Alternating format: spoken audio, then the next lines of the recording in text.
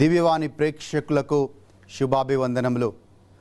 మనస్సాక్షితో కాసేపు అనే ఈ ప్రోగ్రాంకి స్వాగతం, సుస్వాగతం.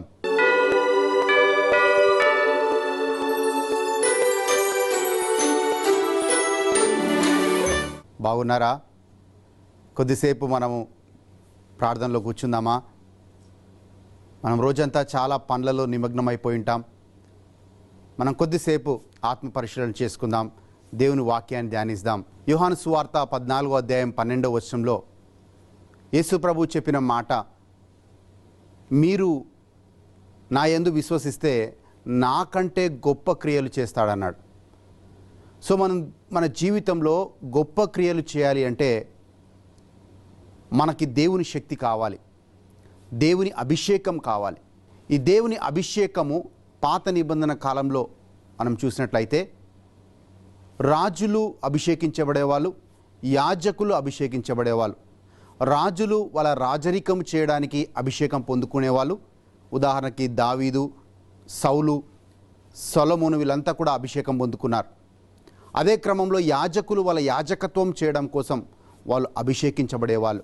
ఈ అభిషేకం ద్వారా వాళ్ళు దేవుడి దగ్గర నుంచి పొందుకున్న శక్తి వల్ల వాళ్ళ పనులని చాలా మంచిగా గొప్పగా చేసేవాళ్ళు. ఆ అభిషేకం వాళ్ళ మీద ఉంది కాబట్టి దేవుడి కోసం, ప్రజల కోసం గొప్ప క్రియలు వాళ్ళ జీవితంలో జరిగేవి. వాళ్ళ జీవితాల ద్వారా దేవుడు అనేక విషయాలు చేసేవాడు.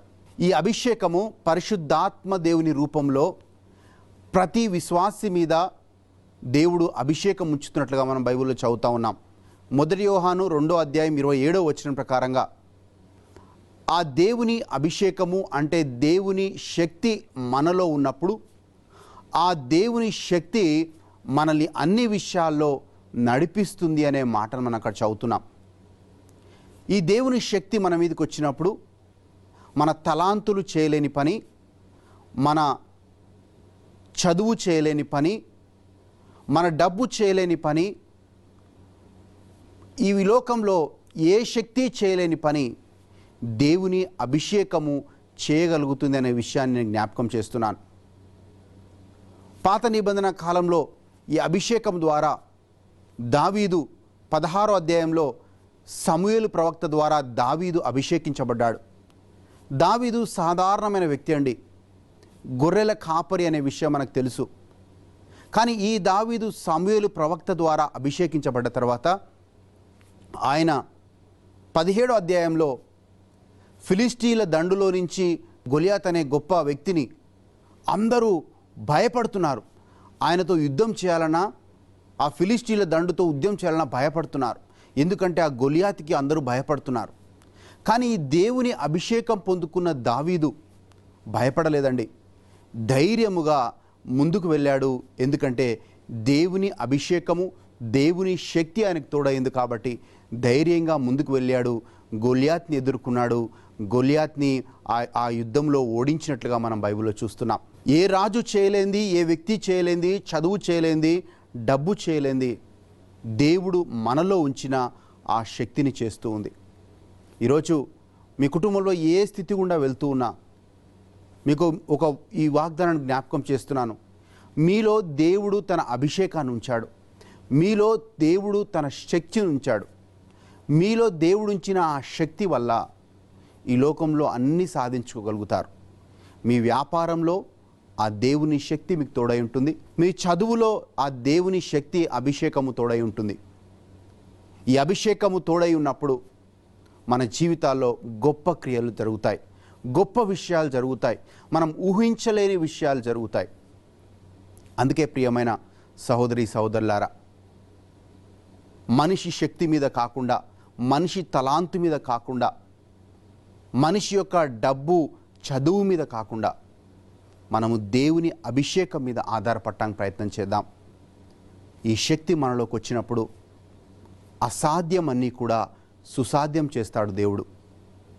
మనుషులకి ఏమేమైతే అసాధ్యమో ఈ దేవుని అభిషేకం పొందుకున్న తర్వాత అవన్నీ కూడా సాధ్యం అవుతాయి. ఉదాహరణకి మనం బైబిల్లో శిష్యులని మనం చూద్దాం. శిష్యులు వాళ్ళ గురించి చెప్పబడిన మాట అపోస్తుల కార్యంలో, వీళ్ళు సాధారణమైన వ్యక్తులంట, విద్య లేని పామరులంట. వీళ్ళు ఈ సాధారణమైన వ్యక్తులు పెంతెకోస్తు రోజు అభిషేకం పొందుకున్నప్పుడు అనేక అద్భుతాలు చేశారు, ధైర్యముగా సువార్తను బోధించారు. వాళ్ళకు వచ్చిన దేవుని శక్తి, వాళ్ళకు వచ్చిన అభిషేకము వాళ్ళని అంత ధైర్యముగా దేవుడి కోసం పనిచేయడానికి తోడయింది. ఈరోజు మనం ఏ సమస్యలు గుండా వెళ్తున్నా, మీరు ఏ స్థితి గుండా వెళ్తున్నా, మీలో దేవుడు తన శక్తిని ఉంచాడు అనే విషయాన్ని జ్ఞాపకం చేస్తున్నాను. ఆ శక్తి మీకు తోడై ఉన్నంత కాలం, ఆ శక్తి మీలో ఉన్నంత కాలం మిమ్మల్ని ఈ లోకంలో ఎవ్వరూ ఏమీ చేయలేరు. అందుకే పౌలు అంటాడు, నాలో ఉన్నవాడు ఈ లోకంలో ఉన్నవాడి కంటే గొప్పవాడు. అవునండి, మనలో పరిశుద్ధాత్మ అభిషేకం ఉన్నంత వరకు, మనలో దేవుని శక్తి ఉన్నంత వరకు ఏది కూడా హాని చేయలేదు. ఎందుకంటే ఆ దేవుని శక్తి మనకు తోడై ఉంటుంది. కుటుంబ జీవితంలో మీరు అనుకుంటున్నారేమో, నాకెందుకు సాధారణమైన వ్యక్తులకి నాకెందుకు ఈ దేవుని శక్తి అని అనుకుంటుండొచ్చు. 1 యోహాను 2:27లో చెప్పినట్లుగా దేవుడు ఆ అభిషేకాన్ని మీలో ఉంచాడు. ఆ అభిషేకం అంట, మీలో ఉంచిన ఆ అభిషేకం, మీలో ఉంచబడిన ఆ దేవుని శక్తి మీకు అన్నీ నేర్పిస్తుంది, మీకు అన్నీ బోధిస్తుంది. మీరు ఏ సమయంలో ఏ నిర్ణయం తీసుకోవాలి, మీ కుటుంబ పరిస్థితిని ఎలా మీరు చక్కదిద్దుకోవాలి, మీ కుటుంబాన్ని ఎలా నడుపుకోవాలి, మీ వ్యాపారాన్ని ఎలా నడుపుకోవాలి అనే ప్రతి విషయంలో ఈ దేవుని శక్తి మనకు తోడై ఉంటుందనే విషయాన్ని నేను జ్ఞాపకం చేస్తున్నాను. దావీదు అంటున్నాడు, ఇప్పుడు నాకు తెలుసు దేవుడు తన అభిషక్తులకి విజయాన్ని ప్రసాదిస్తాడు. ఇప్పుడు దేవుడు తన అభిషక్తులకి విజయాన్ని ఇస్తాడు అనే సంగతి నాకు తెలుసు అంటున్నాడు. అవును, దేవుని అభిషేకము మన మీద ఉన్నప్పుడు మనం విజయం మీద విజయం పొందుకుంటాం, మన పరిస్థితుల మీద విజయం పొందుకుంటాం, మన శత్రువుల మీద మనం విజయం పొందుకుంటాం. ఈ లోకంలో మనం పోరాడే ప్రతి పోరాటంలో మనం విజయాన్ని పొందుకుంటాం. కీర్తన 23:6 దావీదు అంటున్నాడు, నా తల నూనెతో అభిషేకించబడినది, నా పాత్ర నిండి పొంగి పొర్లుచున్నది అని అంటున్నాడు. అంటే ఎవరి మీదైతే అభిషేకం నిలిచి ఉంటుందో, ఆ అభిషేకము నిలిచిన వారిలో దేవుని ఆశీర్వాదము అధికముగా ఉంటుంది అనే విషయాన్ని దావీదు అక్కడ చెప్తూ ఉన్నాడు. అంతేకాదు, యెషయా గ్రంథం 10:27 వాక్యం చెప్తుంది, అభిషేకము ప్రతి కాడిని విరగొడుతుంది. నీ అనారోగ్యమైన కాడిని విరగొడుతుంది, నీ అప్పు సమస్య అనే కాడిని విరగొడుతుంది, నీ యొక్క కుటుంబ పరిస్థితిలో ఎదుర్కొంటున్న ప్రతి సమస్యని నీ మీదున్న అభిషేకము ఆ సమస్యలోంచి బయటికి తీసుకొని వస్తుంది. ప్రేమ దేవుని బిడ్డలారా, మీరు ఏ స్థితిలో ఉన్నప్పటికీ, ఏ పరిస్థితిలో ఉన్నప్పటికీ, ఈ రాత్రి కాలం నేను ఒక విషయాన్ని జ్ఞాపకం చేస్తున్నాను. దేవుని అభిషేకం మీకు తోడైంది, దేవుని శక్తి మీకు తోడైంది. ఆ దేవుని శక్తి మీలో ఉంచిన దేవుడు మీ ద్వారా గొప్ప క్రియలు చేయాలని ఆశపడుతున్నాడు.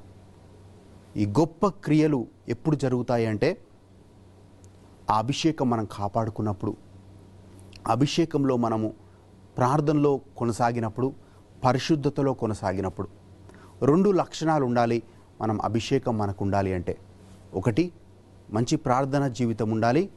2, పరిశుద్ధంగా మనం జీవించినప్పుడు ఈ దేవుని శక్తి మనతో ఎప్పుడూ తోడై ఉంటుంది. ప్రేమ దేవుని బిడ్డలారా, ఏ పరిస్థితి గుండా మీరు వెళ్తున్నా, ఏ స్థితి గుండా మీరు వెళ్తున్నా, మీరు భయపడొద్దు. ఎందుకంటే దేవుని శక్తి మీకు తోడైంది. ఆ దేవుని శక్తి మీకు తోడై ఉన్నప్పుడు మీ జీవితంలో అసాధ్యమైనవన్నీ కూడా దేవుడు సుసాధ్యం చేస్తాడు. ఈరోజు నాతో మీరు ఏకీభవించి ప్రార్థించినట్లయితే మనం ప్రార్థన చేద్దాం.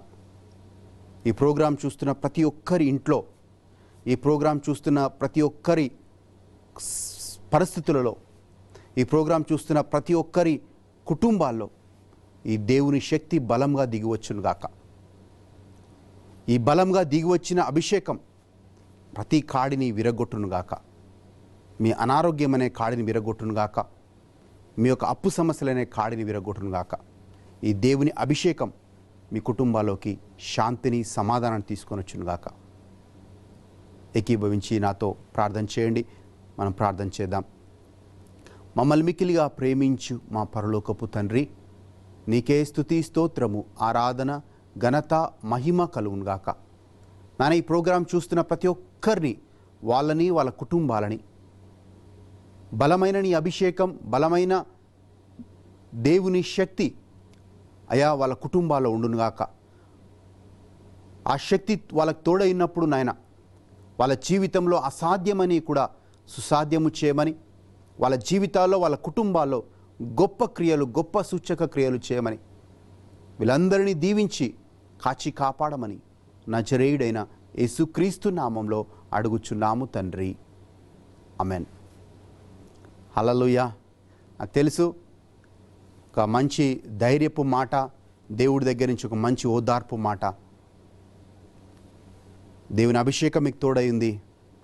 మీరు ధైర్యంగా ముందుకు వెళ్ళండి. దేవుడు మీకు విజయం మీద విజయాన్ని ఇస్తాడు. దేవుడు మిమ్మల్ని, మీ కుటుంబాలని దీవించునుగాక. God bless you and good night.